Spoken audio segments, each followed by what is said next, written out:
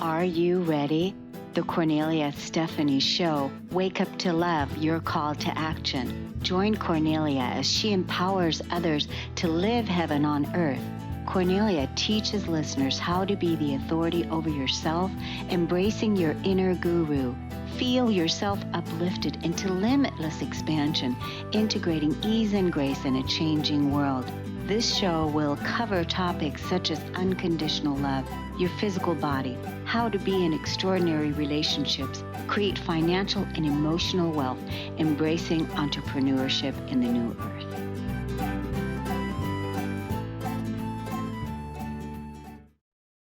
Hello, everyone. Welcome to the Kornelia Stephanie Show. Today, Stories of Hope. It's always an honor and a pleasure to bring you these incredible stories from people from around the world. And my guest today is this is going to be a new story that we're sharing because I've heard a lot of stories, but this one is a first. So Lena Winslow, when she was 7 years old, the Chernobyl nuclear meltdown 70 miles away turned home life in Ukraine into chaos. She watched her mother, a physician, on the front lines. She experienced her first loss when their family dog, Dana, had to be rehoused because of too much radiation coming home with her long black coat to their small apartment. This shaped Lena at a young age going forward. Lena believed that if something invisible like this mysterious radiation could be so vast and cause such devastation, the opposite must also exist. Something invisible could bring order and relief. In science, for every action, there is an equal and opposite reaction. Lena dedicated her life to traditional medicine like her mother. She began with a goal of learning all about this invisible nuclear power and her choice of major in college, nuclear medicine. She followed all the rules only to be left hanging over and over again into the unknown. Through abundant curiosity, combining integrative and conventional medicine, she continues to navigate the course of an autism diagnosis with her daughter, homeschooling her two boys for over a decade. 4 years ago, she pushed reset on cancer in her own life and decided to formally train as an integrative health coach after completing cancer treatment. Now she gets to be a mom of three kids, ages 16, 14, and 9, a wife of 23 years, and teaches others to be at home in both conventional and integrative medicine without having to pick a side. Welcome to the show today, Lena Winslow. Thank you. Thank you very much. Wow, what a journey. Yes, there's quite a lot packed in. Yeah, so what a journey. So I mean, I just want to go, again, the whole thing. I've never heard of anyone talk about nuclear radiation. I've never met anyone that talked about that. So do you want to touch there? So, to me, the story I'm going to tell you a little bit later on kind of has to do with why I even chose to study nuclear radiation. And that's mostly because when I see something that comes across my path, I need and want to learn all I can about it. Mm. This idea of lifelong learning and the beginner's mind was instilled in me early on, and it never ceased across any of those challenges, opportunities, or joys that I've encountered in my life.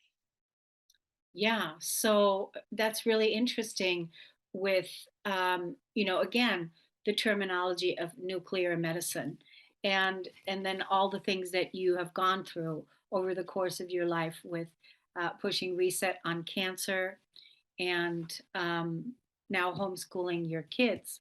Mhm. So how is the homeschooling going? It's going wonderfully. It started like all good things start without a plan, right? And when my oldest daughter was diagnosed with autism, I couldn't find an educational match for her because I had certain expectations of what I wanted her to learn in school. I ended up homeschooling her while I looked further for a good option for her. In the meantime, the without a plan part, my younger boys were coming up right beside us as I was teaching Catherine all of these concepts through the lens of special needs. And by the time it was time for them to go to school, they were further ahead in their curriculum than the school was going to present to them. So it almost turned out to be an unfair situation on both sides of the spectrum. So I ended up homeschooling the boys because of that. And now things are transitioning again. My oldest boy, the middle child, is going into full-time school situation for the first time, and my little one is still home with me. Wow. That's huge. Do you feel that having the kids home and you homeschooling them, how I mean, has that been a wonderful way for them and you to stay in growth and learning?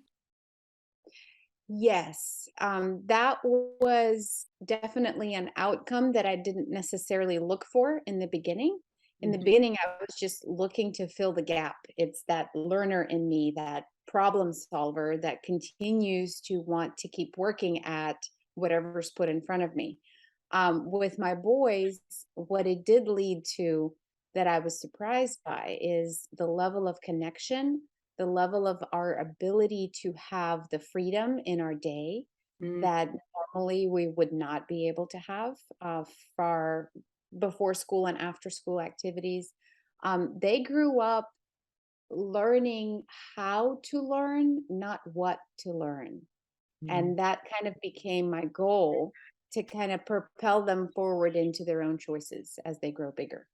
Yeah, I just feel like, any mom that homeschools is having to really take on again the, teacher's hat, the curiosity, learning like how do you do this part, and you being open and willing to take that on Mhm. to the best of your ability, knowing that you're going to give your best and do your best and that it's going to serve your kids.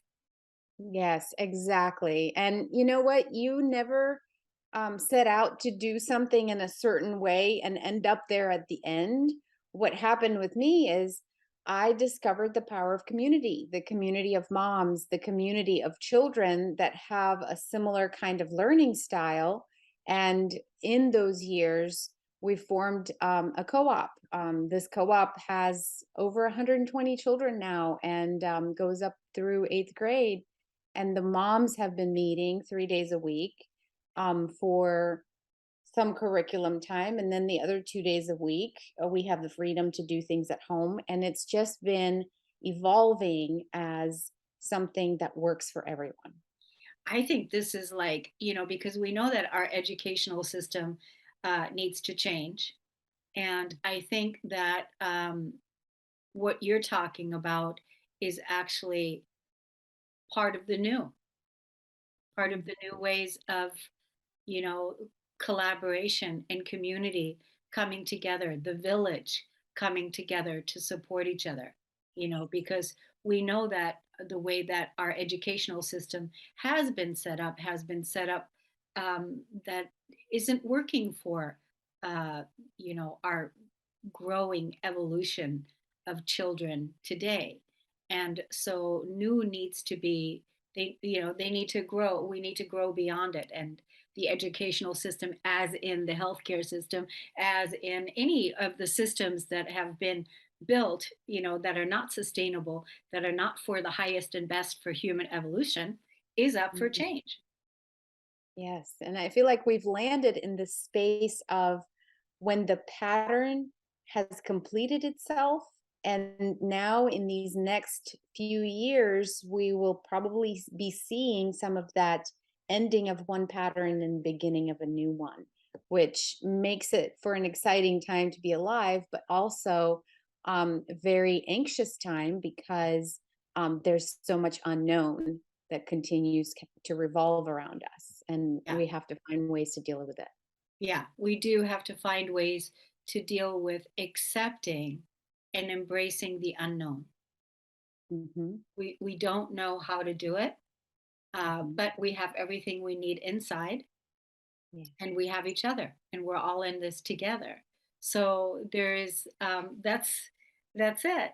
It's like really, like you said, an exciting time to be alive.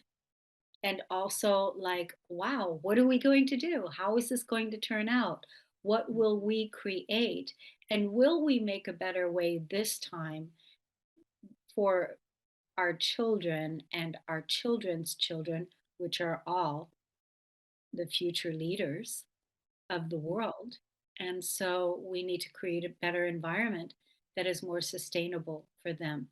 And now that we are conscious and awake, it's our responsibility to make a better way that is built on values and principles that are about sustainability and caring for the human spirit. And what better way to start than starting with ourselves? Because our children are not going to be who we want them to be, they will be who we, the parents, are. So, working on who we are in turn accomplishes that wave forward into the future generations. Yes, yes, I love that. So you did mention earlier that you were going to tell us a story. And so is this a good time to break into that Yeah, story? I would love to. It's actually a small part of my life.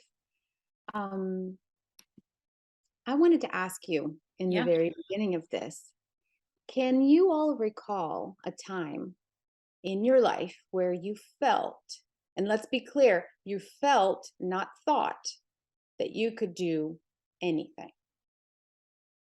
Yes. I clearly remember the day that feeling in me was challenged. And Mm. this is what I want to talk about. Okay, good. I like that. I was 5 or 6 years old. It was a hot and dusty summer afternoon, and it was an old schoolyard in the city of Baku, and the country was Azerbaijan, which was part of the 15 republics of the former Soviet Union. My father and I were there, and did I mention it was hot? We were walking across a running field behind a school building. I'm not sure if it was still used. There were rusted out fences, and we were just walking. Two boys came across my path, much older than me. And the biggest one looked over and said, I bet I could outrun you. And the other one nodded. I had absolutely no doubt at that point that I could do anything. So I lined up with them along that pavement crack that we used as a starting line and waited for the signal. Go. And so we ran. We take off, and I could feel the biggest boy passing me on my left. When he was fully in front of me, something inside me clicked, and I kind of stepped off the gas. The voice inside my head whispered, why bother now? He passed you. If you can't outrun this one, why keep trying? Your father's watching. Don't let him see how far behind you could finish. I forgot the second boy was even there for a second, and as I slowed down, I could feel him gaining on me. Another click in my head, another voice. If you quit now, you will never know what could happen. First place isn't everything. You could still finish. Remember that feeling. You can do anything. I stepped back on the gas and finished second. This seemingly trivial tiny moment was when I started transforming one of my greatest primal fears that we all have, the fear of not being good enough. It emerges when we start comparing ourselves with others. That day, the difference between my competitive mind and my creative mind was open to my interpretation. And I chose the creative side. I chose to become the problem solver that would never give up again. I chose to be the one who tries a million times and then tries one more to solve whatever it is that's put in front of me. That's a good thing because if you look at my bio, you'll see that I was given many of deep opportunities to solve problems and expand my awareness so that I could transform the other two primal fears, which is fear of trust and surrender and fear of separation and abandonment. Apparently, I'm a tough student because lessons kept coming and coming and coming. Mm.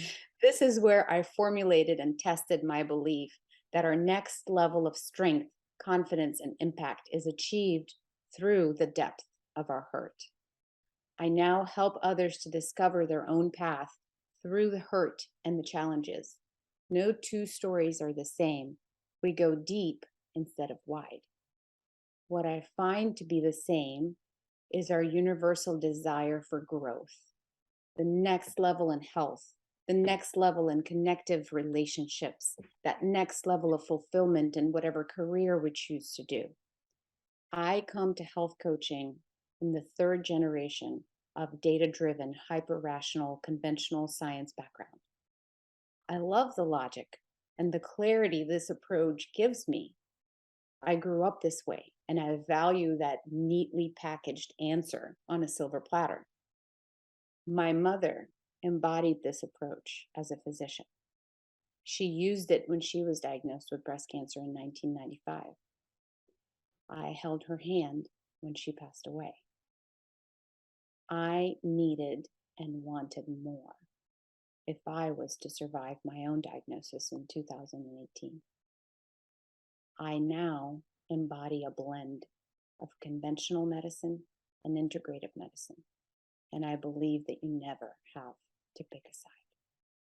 I believe that both modalities offer so much, and that our system, like we were talking about, can, will, and is now willing to integrate. Yes, yes, I love that. What a beautifully laid out story of your journey again, Yeah. of everything that you've learned through the hardships that you've had to overcome. And now you're helping others with that are facing the same type of situations. Yeah, you see, I was so focused inward for the time that I was raising my children and kind of doing things inside my home. But at the same time, that yearning and that growth pattern continues. It continues no matter what you do. And entering into a different phase now, I believe that I have something to offer others, and that I was put here for a reason, that I am alive today because I have something to give. So are you taking appointments for health coaching? Are you what's your practice now? Like how are you receiving clients? So I love working in groups, and I do have a group coming up starting in October. We mentioned community. I believe in the power of more than one person coming together to kind of elevate that um, problem solving, that vibration of solutions together. And so that's how I love to work. I do have some one-on-one partners. I actually don't call them clients Oh, you call because partner. the word client implies a top-down relationship. Mm. And I firmly believe that this is an equal playing field. Like you said, all the answers are inside of us. And I am there as a railing to that bridge that no one can walk for you, but I can support you with guidance, questions, and self discovery into whatever it is that you need to do. Yeah, because again, I love the word partner. I was speaking with somebody yesterday, a person from my community, and we were looking at the values that she offers Mhm. her the people that are joining her membership program, those Right. people, right, that are joining. We were looking at the values. And I remember we chose the word partner. Mhm. We chose the word partner. So this is a really wonderful way to set it up, and also that modeling of this is the new way to do it, because every person, everybody has the ability to self regenerate and self heal. And so it's basically you partnering with the person to support them, like you said, in remembering that they already have everything inside, and then here's some other possibles that you may not have considered or whatever, right? Right. And it goes back to that belief. Do you believe that you can do anything? And if you don't, I sit here as a coach holding that belief for you until you do. Yes, yes, and that's a real. I bet you do the same thing for your children. I do. Is it's the same thing. It's you see them and you hold them in their highest until they believe it themselves, whatever that is. And that really is, the divine feminine. It's the mother, it's the coach, it's the father, it's, Mhm. it's the highest, is holding the space until you can really rise into your highest potential. So the stubborn me had to learn that lesson through a journey of autism because Mm. believing in um, their inherent competence doesn't come easy when you're faced with something like that. So pummeling through into that presumed competence, no matter what, was a process. And that's something that's made me into who I am today. Was it hard for you when you first found out that you had a daughter that was diagnosed with autism? Yes, of course, it was hard in a way that I jumped into my rational mind, right? My problem solver. Okay, let's break it down to the nitty gritty. Let's look at all the chemistry. Let's look at all the genetics. And after doing all of that work, which definitely moved the needle, but nothing moved the needle more than me settling into this space of she is perfect the way that she is. And I completely believe in her competence to accomplish her purpose and why she's here. Yes, and that's such a beautiful space of allowance and acceptance, Mhm. because then there's no resistance or pushing against uh, what is, against what is. And that's what we all want. That's what every person deserves Mhm. to receive and be, and that is to accept who it is that you are, with whatever the flaws, whatever the wounds, whatever the challenges are, to accept yourself from that space and be in that space and know that you are so much more than just that. Mhm. It's tough for us hyper rational people who like all of their answers and their data on a silver platter No because kidding. at that point you're in the space of connecting your mind and your heart together, Mhm. and that is part of what I have such passion of helping people with. Well, let's tell the audience how they can look you up and how they can find you on social media. Let us. So my website is www.lenawinslow.com. Pretty creative. And my Instagram is Healthy Geek Coach. And I also have a download, a gift for your audience of a little bit um, of a guide that I created. I call it a reset guide. So if you would like one, please follow the link and download that. That would give you all the information. And if you want more, go ahead and drop me a line, and I'll be glad to help. Good. I want to see that PDF that you created as well. I want to see it. And anytime, we come across so many people always that could use a reset, that are ready for a reset. So thank you so much for offering that today as a gift. So, what do you want to leave our audience with today? What's the last 2 minutes of wise words of wisdom from Lena Winslow?